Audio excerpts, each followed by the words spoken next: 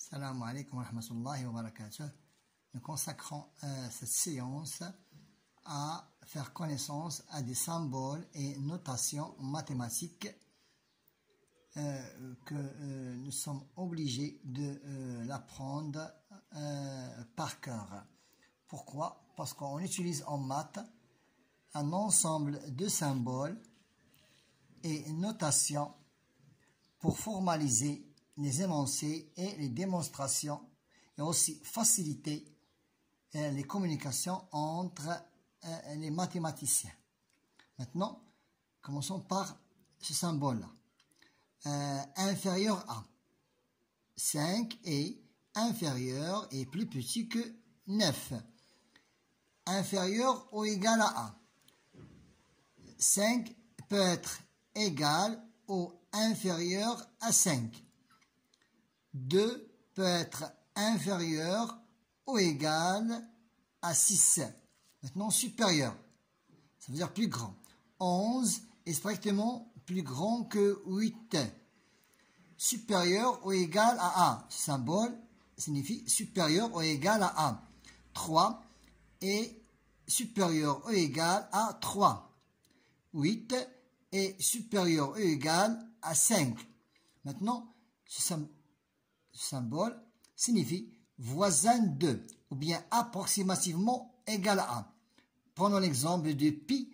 Pi, il a une valeur approchée, voisine de 3,14 ou bien 3,1416, etc. par plusieurs chiffres après la virgule. Différent de. Le symbole signifie différent de, ça veut dire 3 est tout à fait différemment de 9. X à la puissance 2. Ça veut dire x fois x. Prenons un exemple. 2 à la puissance 2, ça veut dire 2 multiplié par lui-même 2 fois.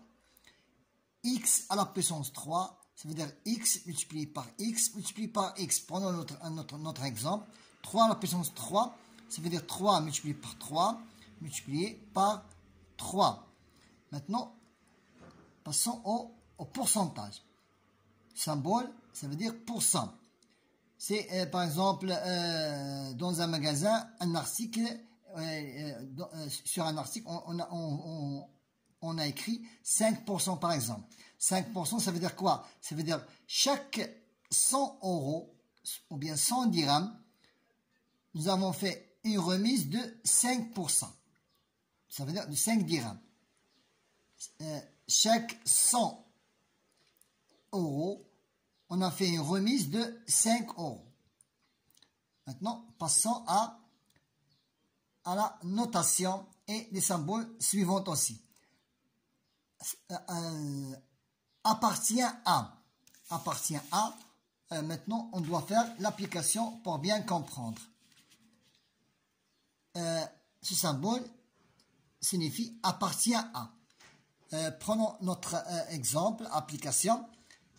A appartient à la droite D. Le point A que vous voyez ici appartient à la droite D. Voilà l'application. Cette droite, le point A appartient à la droite A. Il est sur la droite. Maintenant, n'appartient pas à.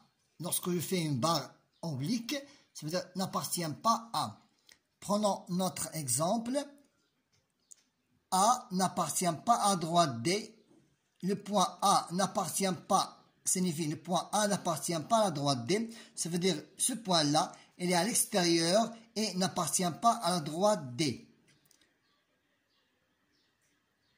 Ces deux symboles signifient parallèle à. Deux droites parallèles. Voilà. Nous avons ici deux droites parallèles. D est parallèle à D'. Ça veut dire ces deux droites ne se coupent jamais. Ils ont un écart, ils ont un même écart entre ces deux droites. Donc D et D' sont deux droites parallèles, ne se coupent jamais. Passons à ces deux droites qui sont perpendiculaires. Le symbole de la perpendicularité. Donc perpendiculaire à. Voilà notre exemple. La droite D est perpendiculaire à D', c'est lorsqu'ils se coupent en un point qui est perpendiculaire, donc D' ou bien D est perpendiculaire à D'. Voilà le symbole. Lorsque AB est entouré de 2 crochets, ça veut dire le symbole d'un segment. Donc, ça signifie segment AB. Voilà. Donc, AB est un segment lorsque elle est limitée par ces 2 points. Donc, ça, c'est un segment AB. Maintenant, lorsque ces 2 points sont entourés de 2 arcs, on appelle droite CD. Voilà. Ces 2 points appartiennent à la droite, mais sont allongés de 2 côtés. Lorsque la droite est allongée de 2 côtés, cette notation est une droite. Donc, on l'appelle une droite AB. Maintenant, elle est fermée de ce côté et ouverte de l'autre côté. On appelle demi-droite. Ou bien, elle est fermée de ce côté et ouverte de l'autre côté. Ça, on appelle une demi-droite. Prenons l'exemple. Voilà. AB, c'est une demi-droite. Elle est fermée de ce côté et ouverte de l'autre côté. Ou bien, inversement, je peux fermer ici et je l'ouvre de ce côté-là. On appelle une demi-droite AB.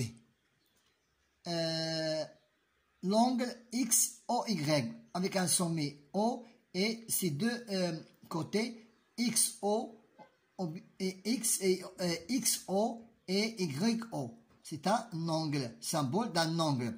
Voilà. ABC, c'est un angle.